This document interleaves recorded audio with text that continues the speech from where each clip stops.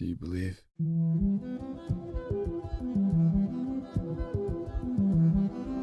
There's something in the wilderness of Southern California that most have never seen, heard of, or even rarer still, cooked with. It's difficult to find, even in most culinary texts, at least ones that I've read. It hides along coasts, waiting to be found, covered in diamonds and entirely edible. Today, we're gonna try to find it.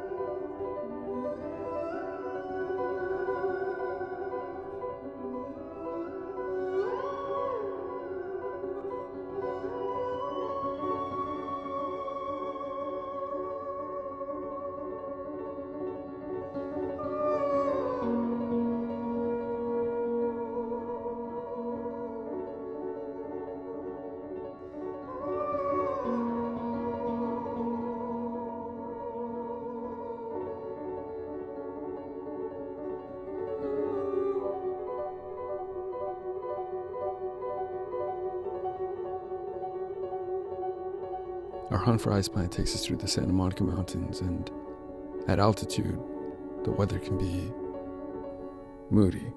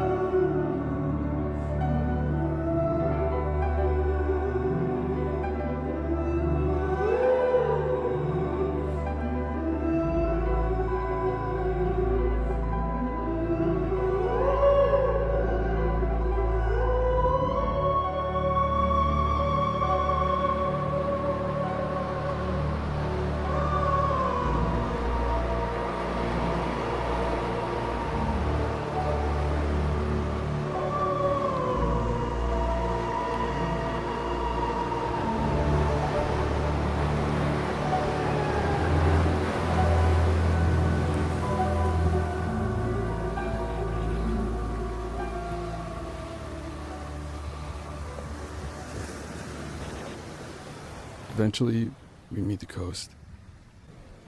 The shore and intertidal zones can be one of the best places to forage.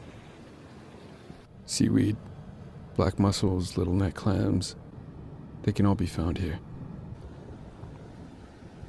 Unfortunately, finding a safe spot to do so is a bit difficult. Due to pollution over the years, many places in LA are too contaminated and not safe to forage from. No mussels, urchins, or other sea life that is found here is fit for human consumption. What we're after, however, is not found here, but on the bluffs above.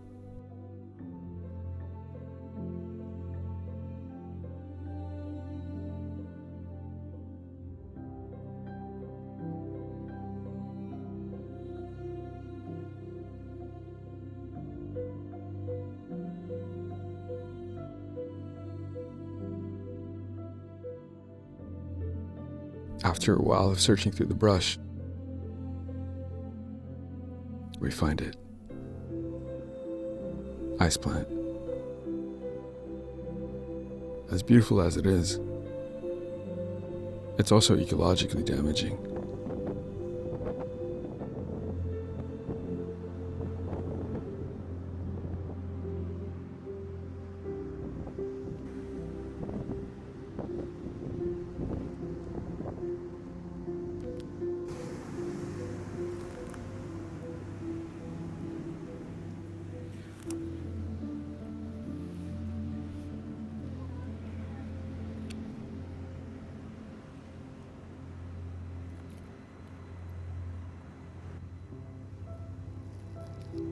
About these is they're actually invasives.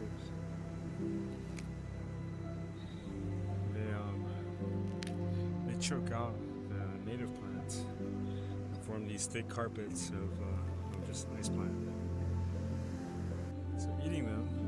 actually a really good way of controlling them.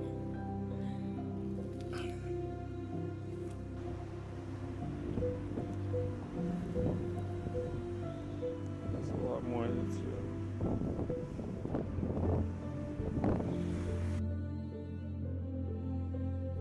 The vesicles along the plant are specialized cells that store water and salt. They burst open and have a bright, citrusy flavor. Its texture is crunchy. The salt accumulation is even reminiscent of an oyster, making it particularly good for pairing with seafood. There are other forageables here. Wild fennel is a personal favorite and deserves its own video, so we'll come back to that. We gather what we can, make sure that we don't leave a trace, and as the sun sets, it's time to pack out and go home.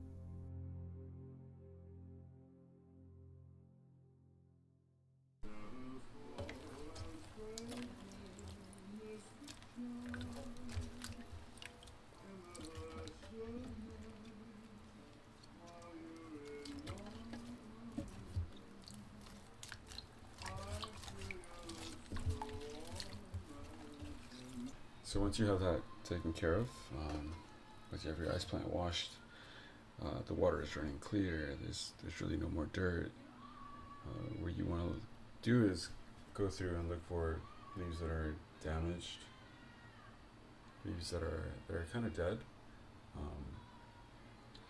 Like this one in particular, it's floppy, right? You don't want to eat that. So you can just go ahead and pick it right off. And we'll just set that aside. What you want to look for is that it's vibrant, it's nice, that it holds up, right? Like there's some sturdiness to it. It's good. Anyway, your ice plant should be clean, should be vibrant, should be nice, right?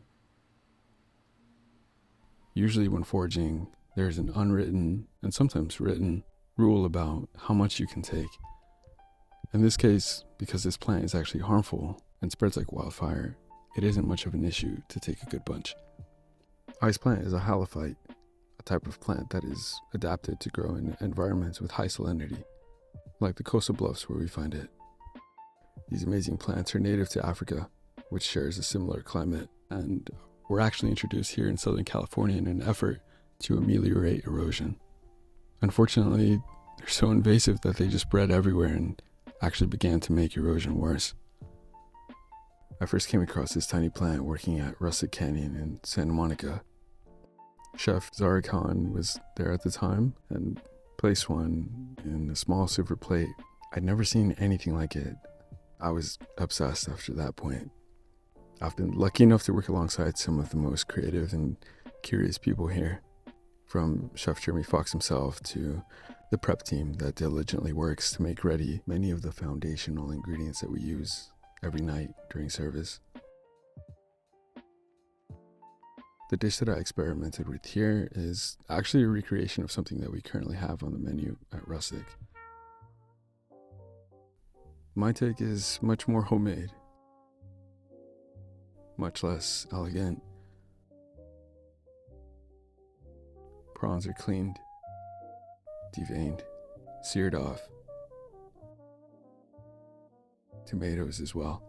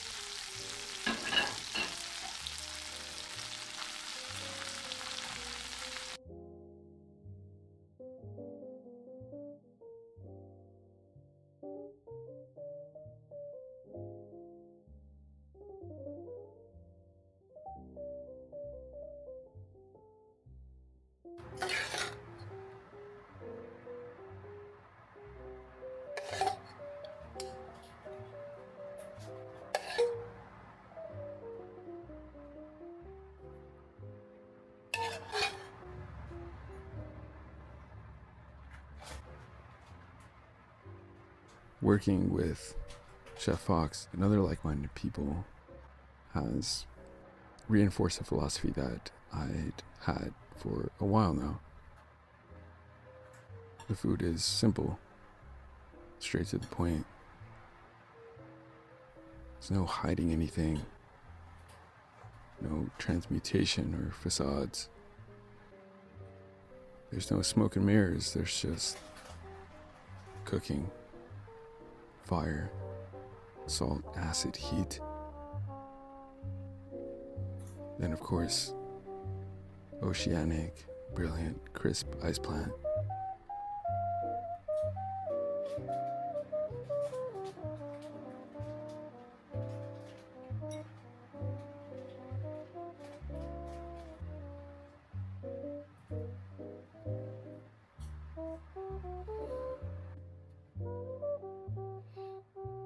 It has its own beauty, I think. And so I ask you, do you believe?